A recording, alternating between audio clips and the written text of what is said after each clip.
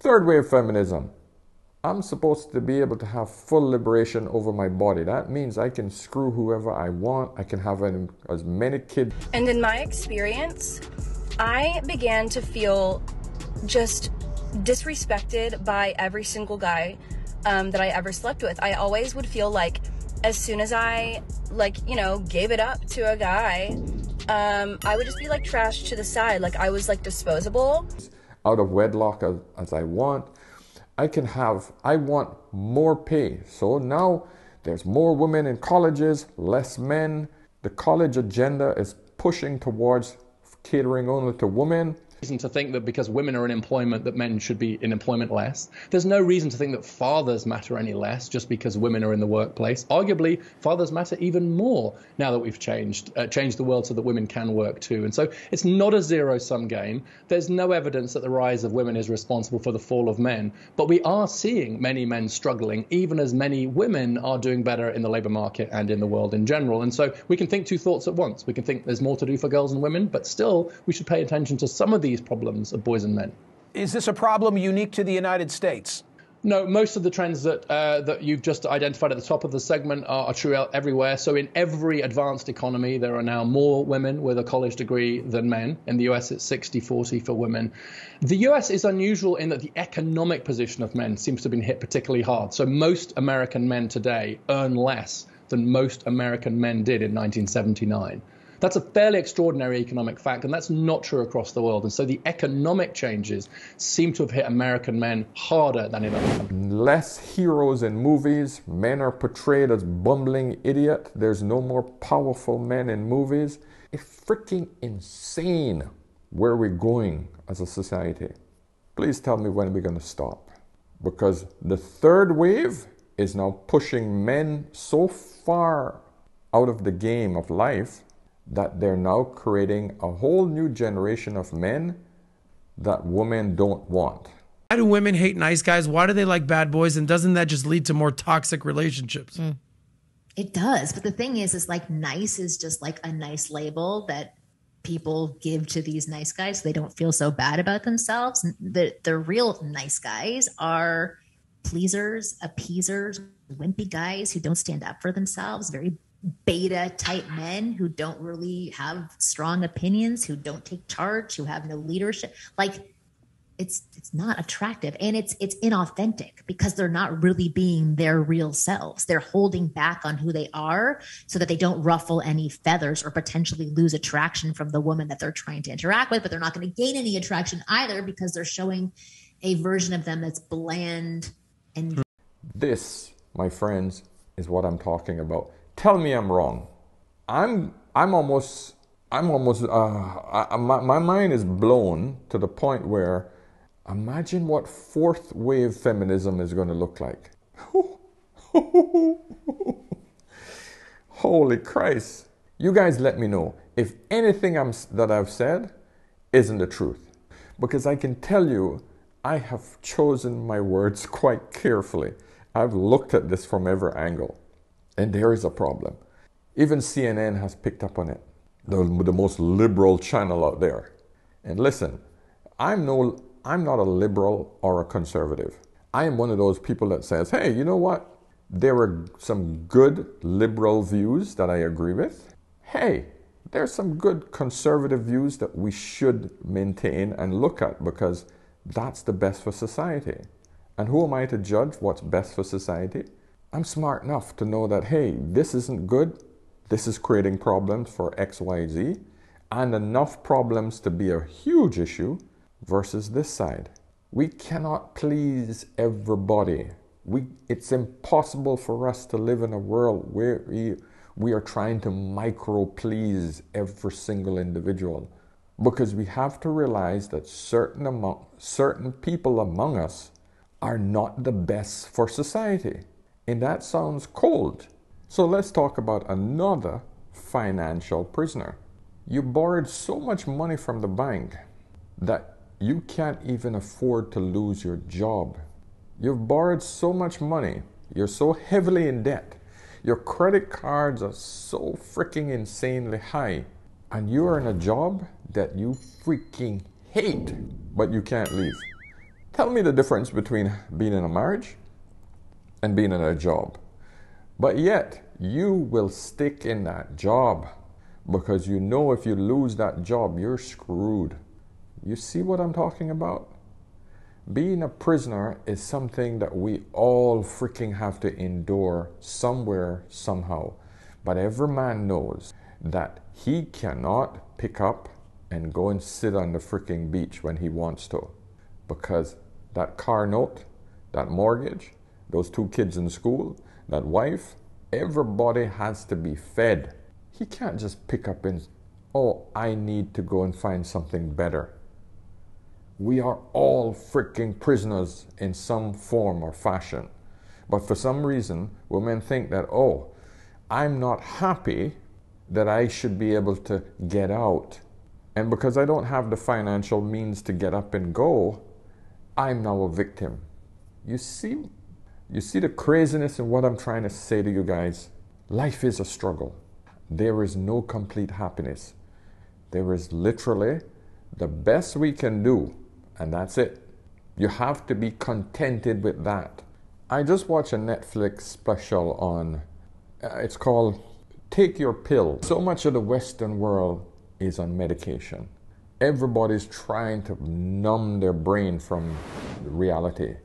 The statistics that were mentioned was 1 in 8 people are on some sort of psych med. That's mind-blowing. That is absolutely mind-blowing. I have had my bout of depression and anxiety. But one thing I've never done, I've never ever freaking even considered going on a psych medication. Never. I freaking work out. I go and sit in nature. I go and relax myself. I push myself into business. I am constantly trying to move my brain from thinking about the shit that I'm going through so that I can get through it, because I realize that I have to build the mental muscles to push through, because I know from a very early age that you have to toughen your mind, not numb it, toughen it. Get used to pressure. And the more and more you push through the hard times, the stronger you become. Until, you know what? That's it. I'm on the other side. So please, guys, understand that there's going to be struggles in life. Ladies, you don't give up on your marriage. You don't give up on your kids. Life is just really lonely. Just another holiday. I'm by myself. You have to realize that this day too shall pass. If you got a good, solid life and your relationship is 51% better than it is worse, and think about it. If you have to write out every single good parts of what makes your relationship good, because I can tell you, if you do that little exercise, what is the good things about my relationship and the person and the family I'm with? Right on the other side, the bad things. And if it's 51% better on the good side, stick your ass in your marriage, because life don't get any better. There's some additional problems with divorce that people don't really grasp when they're young. Like the idea that you can be divorced once you have children, that's kind of a stupid idea, because you can't. You can find a limited substitute for your initial freedom. But if you have kids and you try to get divorced, the probability that that's going to demolish your life is very, very high. First of all, it's incredibly expensive. So one or both of you is going to come out of that poor. And your market value has declined. Let's say you're the woman who takes the kids. Your market value has declined radically. You're going to be poorer. The man, he's just as screwed, because he is now an indentured servant and there's no escape from it. And it's not so bad if you can negotiate a peaceful separation, and some people can, but lots of times if you have a terrible relationship, it's not like negotiating a peaceful separation is all that easy. But if you're at each other's throats, good luck to you. I think it's roughly equivalent to having non-fatal cancer. And if you go to the other side and you see that, oh shit, 51% on the other side, then you ask yourself, what are the alternatives? Then write that shit out. About to go home. The date didn't happen.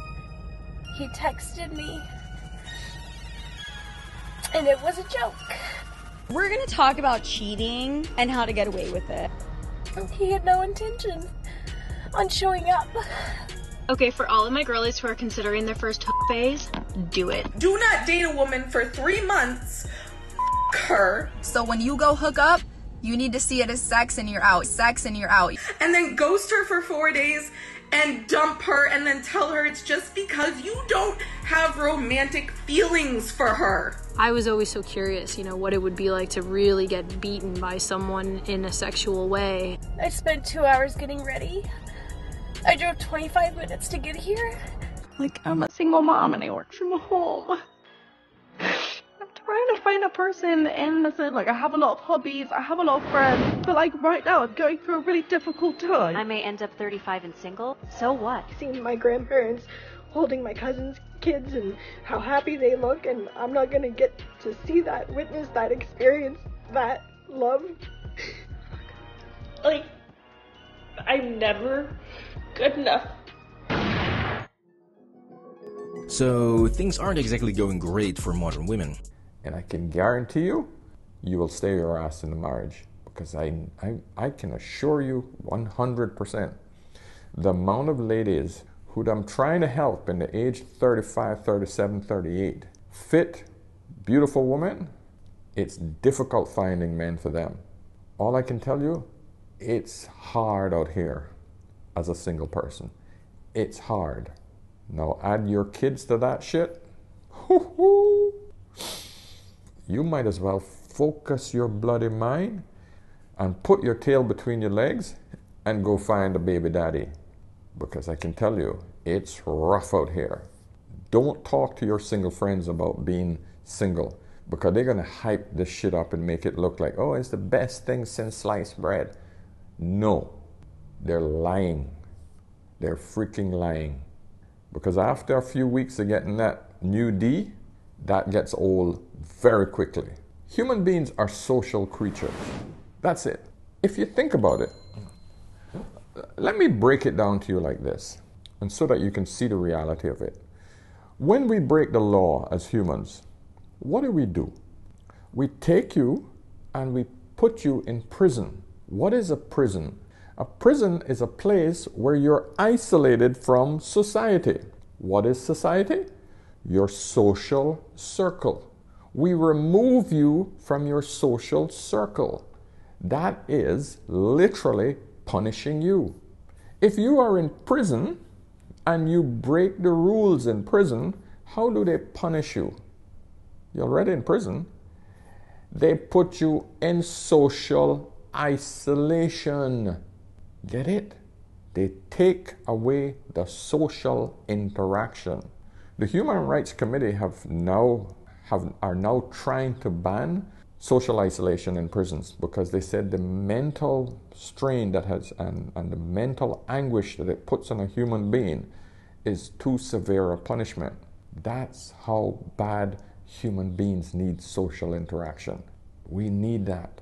The one thing I tell people whenever they're going through stress, anxiety, and depression, find someone to talk to.